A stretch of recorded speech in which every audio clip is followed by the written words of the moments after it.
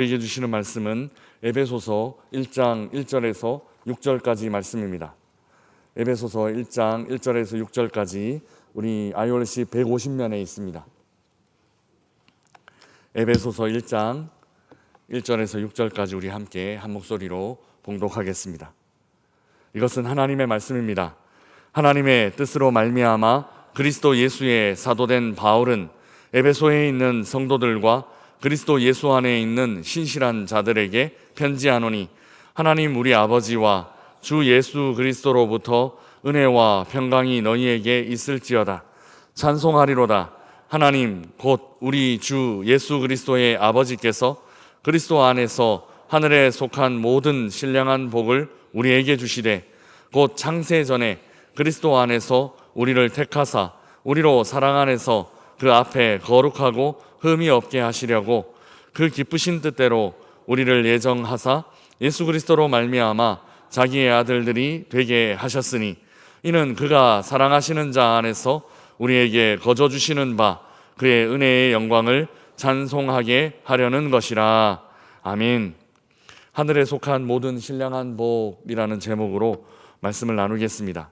오늘부터 에베소서를 묵상하게 됩니다. 에베소서는 바울 서신 중 후기 서신에 속합니다.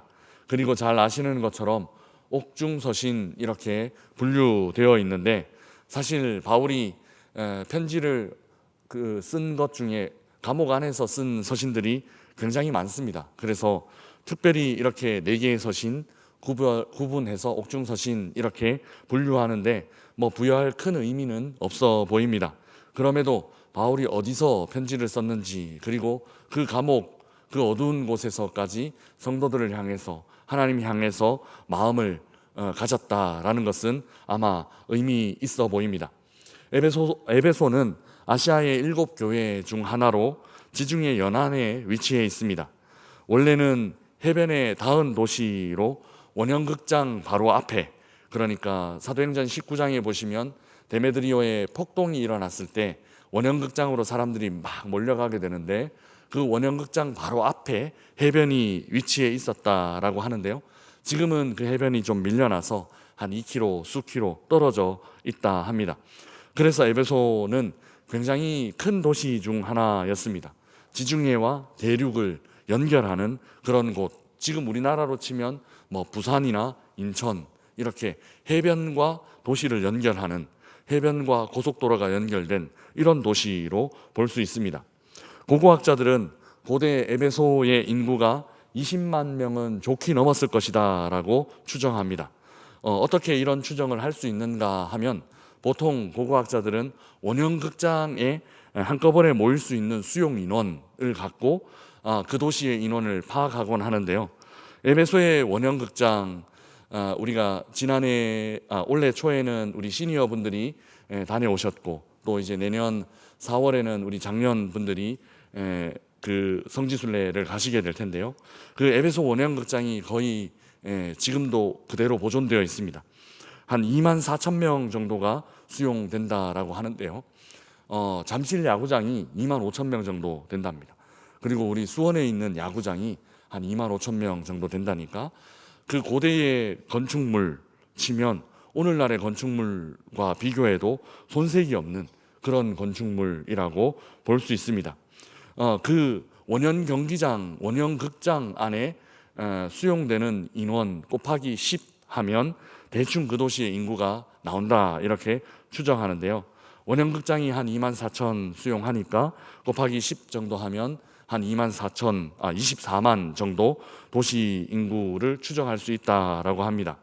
이 정도도 최소의 인원이고, 많이 보시는 학자들은 아마 한 50만 되었을 거다 이렇게 추정하는 학자들도 있습니다. 당시에 로마가 한 100만 정도 되었고, 알렉산드리아가 한 50만 정도 되었으니까 세계에서 손꼽히는 그런 도시가 바로 에베소입니다. 에베소는 제가 지금도 한번 그려보라라고 하면 그릴 수 있을 정도로, 언덕 위에서 이렇게 아래로 내려가는 그 길, 도서관, 원형극장 그릴 수 있을 정도로 그렇게 제게는 너무 감동적인 곳이었습니다. 바울이 여기 3년 머물면서 복음 전하고, 또 성경을 기록했던 그런 도시, 제게는 굉장히 감동적인 곳이었는데요.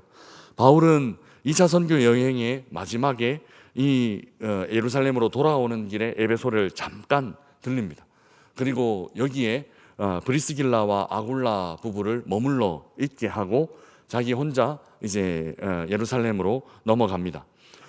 그리고 3차 선교 여행을 할 때 3차 선교 여행은 그냥 에베소로 시작해서 에베소로 끝났다라고 말해도 과언이 아닐 정도로 에베소에 오래 체류하게 되는데요. 한 3년 정도 에베소에 머물면서 여러 서신들을 기록하게 됩니다. 이런 오랜 체류는 바울의 선교 여행에서 굉장히 이례적인 것이고 또 에베소에서 굉장히 오래 활동했다라는 것을 알 수 있습니다. 에베소서는 다른 바울 서신과는 좀 차이 나는 부분이 있습니다. 대부분의 서신은 그 교회에 일어났던 어떤 문제들, 그리고 그 교회에서 들었던 소식들을 바탕으로 그 문제들을 해결하기 위해 편지를 썼습니다. 그런데 에베소서에는 이런 에베소 교회의 어떤 특별한 문제들이 기록되어 있지는 않습니다. 그래서 어떤 특별한 문제 때문에 에베소서를 기록한 것은 아니고 보편적인 문제, 예를 들면 은혜로 받는 그 선물과 같은 구원에 대하여, 그리고 그 구원받은 성도들이 모인 하나님의 공동체에 대하여 보편적으로 설명하기 위해 쓴 서신이다라는 것을 알 수 있습니다. 한마디로 하면 구원론을 통한 교회론, 구원론을 바탕으로 한 교회론을 설명하기 위한 서신입니다. 오늘 본문은 서신의 인사와 하나님을 찬양하는 내용으로 구성되어 있습니다. 그런데 이 앞부분에 있는 내용들이 굉장히 중요한 바울 신학의 또 하나님 복음의 그 핵심적인 단어들이 굉장히 많습니다. 그 중에서 편지 서두에 가장 눈에 띄는 것은 그리스도, 예수 그리스도입니다. 모든 구절에 6절을 제외하고 오늘 읽은 모든 구절에 예수 그리스도가 한 번 이상 등장합니다. 먼저 편지를 보내는 사람과 편지를 받는 사람이 예수 그리스도를 통해 동시에 설명되고 있습니다. 1절 말씀 우리 함께 읽어보겠습니다. 같이 읽겠습니다. 하나님의 뜻으로 말미암아 그리스도 예수의 사도된 바울은 에베소에 있는 성도들과 그리스도 예수 안에 있는 신실한 자들에게 편지하노니. 아멘. 편지를 보내는 사람은 당연히 바울입니다. 그 바울은 어떤 사람인가 하면 하나님의 뜻으로 예수 그리스도의 사도가 된 사람입니다. 사도라는 이름은 아포스텔로스, 그러니까 보냄을 받았다라는 뜻입니다. 누구의 보냄을 받았는가 하면 예수 그리스도의 보냄을 받았다라는 것이죠. 그래서 편지를 보내는 사도 바울은 그리스도의 사도, 그리스도의 보냄을 받은 사람으로 설명되고 있습니다. 사역자로 세움을 받는 것은 사람의 뜻을 따라 되는 일이 아닙니다. 서고 싶어도 세우고 싶어도 그렇게 사람의 뜻을 따라 일어나는 일이 아닙니다. 사역자는 하나님께서 세우신 것입니다. 그래서 사역자들은 사람의 일이 아니라 하나님의 일을 해야만 합니다. 때로 내 개인적으로 사적으로는 이 일이 힘든 일이 될 수 있어도, 또 때로 사적으로는 이런 일들이 손해보는 일이 될 수 있어도 하나님께서 시키신 일이면 그 일을 하는 것이 바로 사역자입니다. 세상의 유불리, 어떤 이득과 손해를 따져서 이 일을 할까 말까를 망설이는 것이 아니라 하나님께서 시키신 건가? 하나님의 뜻에 합당한 건가? 라는 것을 기준으로 하나님의 일을 하는 것이 바로 사역자들입니다. 교회가 세속화되어 가는 것은 이를 분별하지 못하기 때문입니다. 사적인 이익, 사적인 유익을 분별하지 못하기 때문에 교회가 점점 세속화되어 가고 있습니다. 사역자는 인간적인 사업을 하는 사람들이 아닙니다.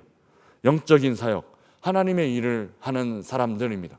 그래서 죽음도 하나님의 일이라면 그 일을 감당할 수 있어야 합니다. 편지를 받는 수신자들도 무엇으로 표현되는가 하면 예수 그리스도로 표현되고 있습니다. 에베소에 있는 성도라고 표현하면서 그리스도 예수 안에 있는 신실한 사람들이라고 설명하고 있습니다. 이 편지의 수신자들은 그리스도 예수 안에 있는 신실한 사람들입니다. 그러니 이 편지의 수신자들은 우리이기도 합니다. 왜냐하면 우리도 그리스도 안에 있는 신실한 사람들, 믿음의 사람들이기 때문입니다. 바울은 이처럼 계속해서 그리스도를 강조합니다.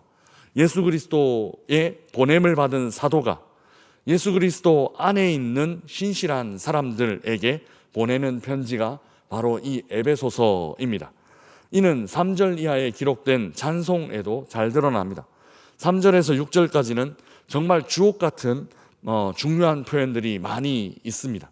3절에는 하늘에 속한 모든 신령한 복 이런 표현이 있고, 4절에는 택하심이라는 단어가 포함되어 있고, 5절에는 예정하심, 예정이라는 단어가 들어있고, 6절에는 거저주시는 바 그의 은혜라는 이런 너무너무 귀하고 중요한 단어, 중요한 표현들이 기록되어 있습니다.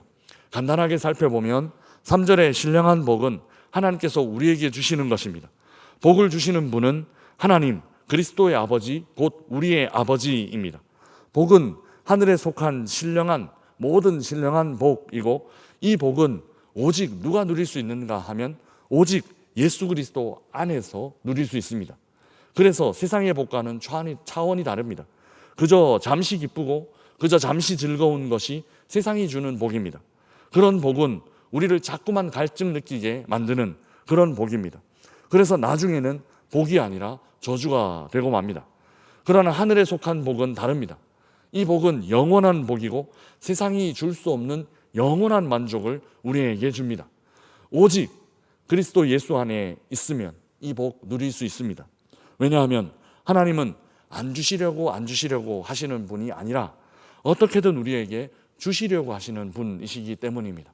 하나님은 어떻게든 선별해서, 어떻게든 검증해서, 어떻게든 뭔가 자격이 있나 따져 물어서 안 주시려고 하시는 분이 아니라 하나님은 어떻게든 주시려고, 어떻게든 우리에게 이 복 주시려고 하시는 분이시기 때문입니다. 그 주심이 6절에도 나타납니다. 우리 6절 말씀 함께 읽어보겠습니다.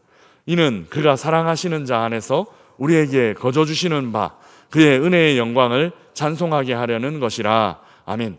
여기 또 한 번 하나님의 주심이 기록되어 있습니다. 하나님은 우리에게 은혜의 영광을 주시는 분이십니다. 그런데 그 영광을 어떻게 주시는가 하면 거저주신다고 바울은 표현하고 있습니다. 원어에는 좀 복잡하게 기록이 되어 있는데요, 분명한 것은 어떤 대가를 지불하고 받는 것이 아니라 은총으로, 그러니까 아무 대가 없이 아무 자격 없이 받는 것이다 라고 그렇게 표현하고 있습니다. 거저주신다라는 거죠. 하나님은 우리에게 어떤 조건이나 자격을 묻지 않으십니다. 그저 그리스도 안에 있으면, 그저 그 믿음 안에 머물러 있으면, 그러면 하나님은 우리를 영광스러운 자리로, 자기에게로 인도하신다라는 것이죠. 4절에 나타난 택함도 바로 그런 것입니다.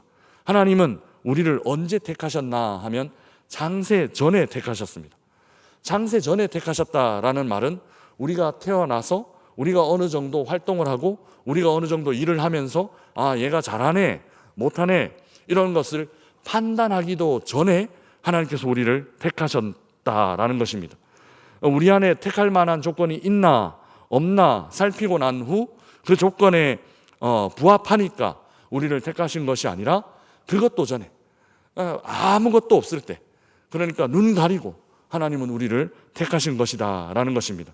어디에 그 조건이 있는가? 4절에 보면 곧 창세 전에 그리스도 안에서, 그리스도 안에 있다라는 것이 이 택함의 유일한 조건이라는 것입니다.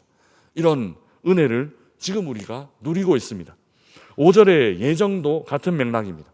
우리를 예정하신 것, 아마 기독교 교리 가운데 가장 어려운 것, 가장 설명하기 힘든 것이 이 예정의 교리일 텐데요, 그 예정이 무엇으로 된 것이냐 하면 우리 안에 예정의 은혜를 입을 만한 것이 단 하나도 없는데 오직 그리스도, 오직 하나님의 그 기쁘신 뜻대로 예정된 것이다 라고 설명하고 있습니다.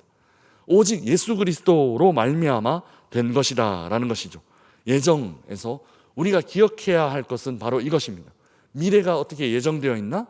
그리고 예정되어 있으면 우리가 우리의 뜻대로 이렇게 해도 저렇게 해도 하나님의 뜻대로 될 텐데, 이런 것이 예정의 교리가 아닙니다. 우리 안에 조건 없고 우리 안에 자격 없는데 오직 그리스도 예수 안에서 그 예정되었다, 오직 그리스도 예수 안에서 하나님께서 이렇게 예정하여 주셨다라는 것이 가장 중요하다라는 것입니다. 내가 아니라 하나님. 예정 안에서 발견해야 할 것은 이것입니다. 내가 아니라 하나님, 내가 아니라 예수 그리스도. 사랑하는 명선의 가족 여러분, 에베소서의 이 서두에서 우리는 예수 그리스도에게 집중하게 됩니다. 예수 그리스도 안에 하늘에 속한 모든 신령한 복이 있고, 예수 그리스도 안에 우리를 택하신 이유, 그 유일한 이유가 있으며, 예수 그리스도로 말미암아 우리는 예정하신 하나님의 자녀가 되는 은총을 누리게 되는 것입니다. 오늘 이 하루도 예수 그리스도 안에, 오직 예수 그리스도 안에 거하는 하루가 되시기를 주님의 이름으로 축복합니다. 시작도 예수 그리스도, 마무리도 예수 그리스도, 오직 예수 그리스도로 시작되고 예수 그리스도로 끝나는 그런 하루가 되시기를 바랍니다. 하나님께서 은혜로 거저 주신 이 하루입니다. 우리가 무슨 자격이 있어서 얻게 된 시간이 아닙니다.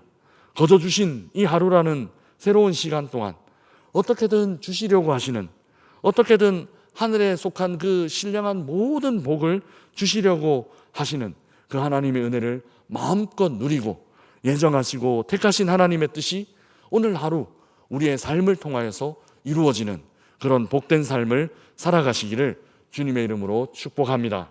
우리 주신 말씀 생각하며 찬송가